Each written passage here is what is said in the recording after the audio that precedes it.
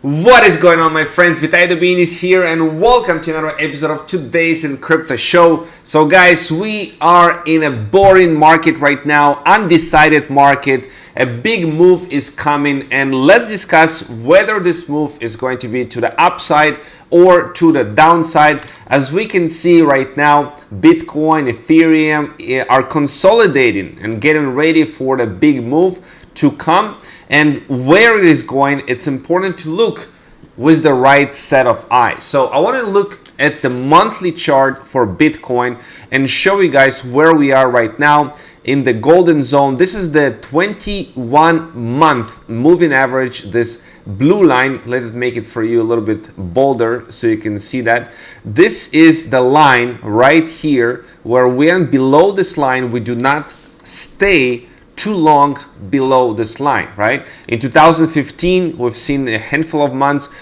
In 2018, it was much shorter period of time with a fluke here of the coronavirus when we briefly went below this right here. But where we are right now, we are below this 21 months moving average line, which is the always has been in the past history of Bitcoin, the biggest opportunity to buy Bitcoin. So this is where we are right now, and looking at the RSI on the monthly, we can see right here that 2015 and 2018 we did not go below 44 on this RSI relative strength index right here, and we got bounced off here. But now for the first time we go below, so this is a little bit of concerning, and you can see right here we are printing this resistance, like this line acts now as a resistance. So that is not usual, like what we've seen in the previous two bull and bear cycles, so something to pay attention to. But looking at where the bottoms are faced in the previous one, let's take a look at a 20 moving average line, the green one, and the 100 moving average line, the blue line. You can see when these lines cross, right, called the death cross. You can see the previous time in 2015 when those lines crossed, pretty much we hit the bottom right after that. You can clearly see that.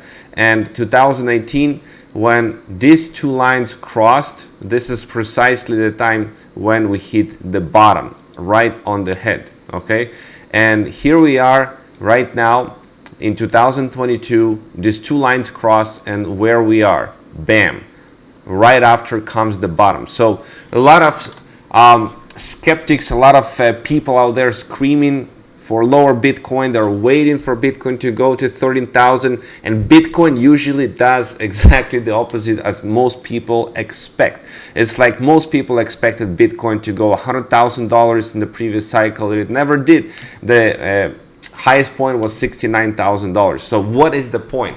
The point is, it is much riskier to be outside of Bitcoin right now, to be outside of crypto right now, than to be in crypto. And this is the mentality that you should approach the market right now. Is there a risk that we are going to fall lower? I mean, there is a risk, of course, always there is a risk we can go lower.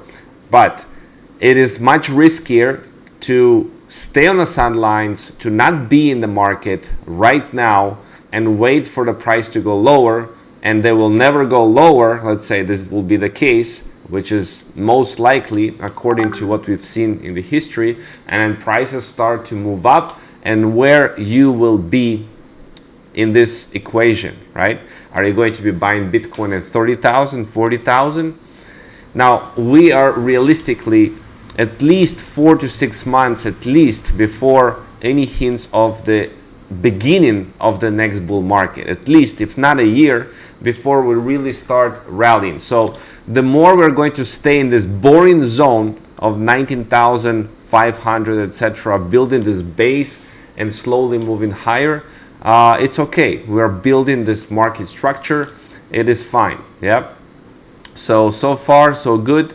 And really what you need to remember is it is much riskier to be outside of the market right now than to be inside the market. So get in the game, dollar cost average, buy some Bitcoin once a week, just do something, not be out of this market, because we are in this golden zone. Now I'm going to be giving you updates as today we start the Future Blockchain Summit event in association with the Virtual Assets Regulatory Authority here in Dubai.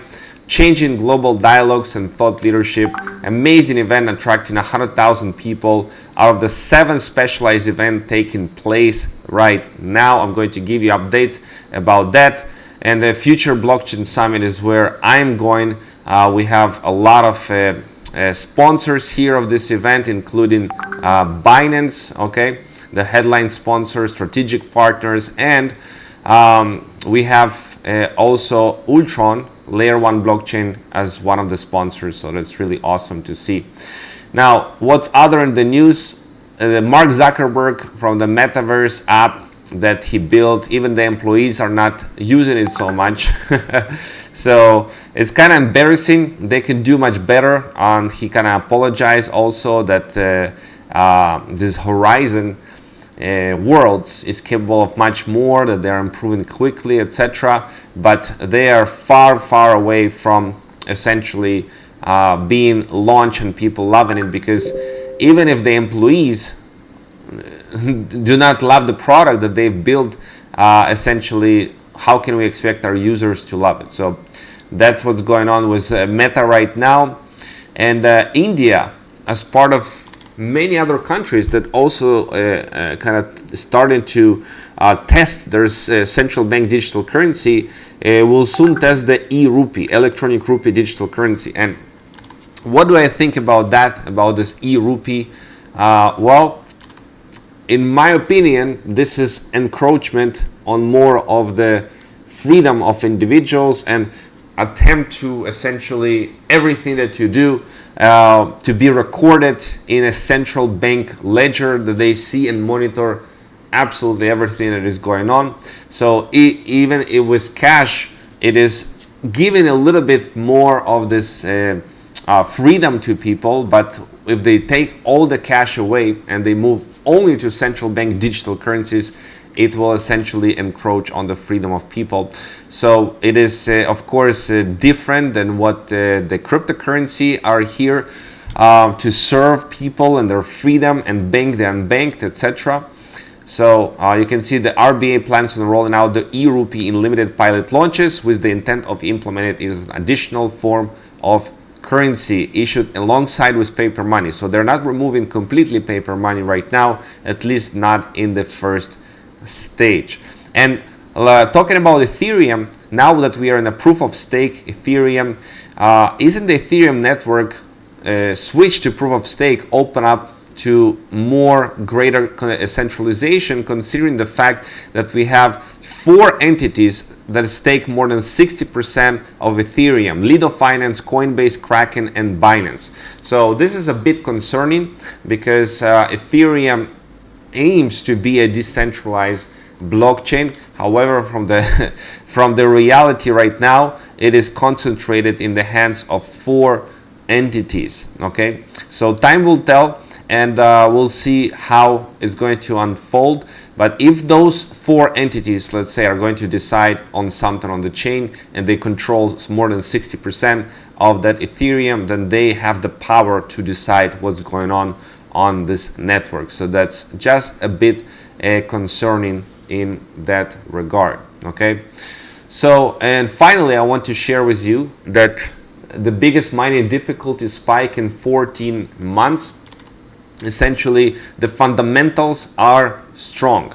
So these miners continue to mine, believe in Bitcoin despite the bearishness, despite anything. So that's really good to see fundamentally. So that's what I want to share with you today, this beautiful Monday. I hope you have a fantastic day and fantastic week. Subscribe to the channel of Bitcoin's Wealth Club. Stay up to date with what's going on in the cryptocurrency space, and I'll see you guys in the next episode of today's In Crypto Show.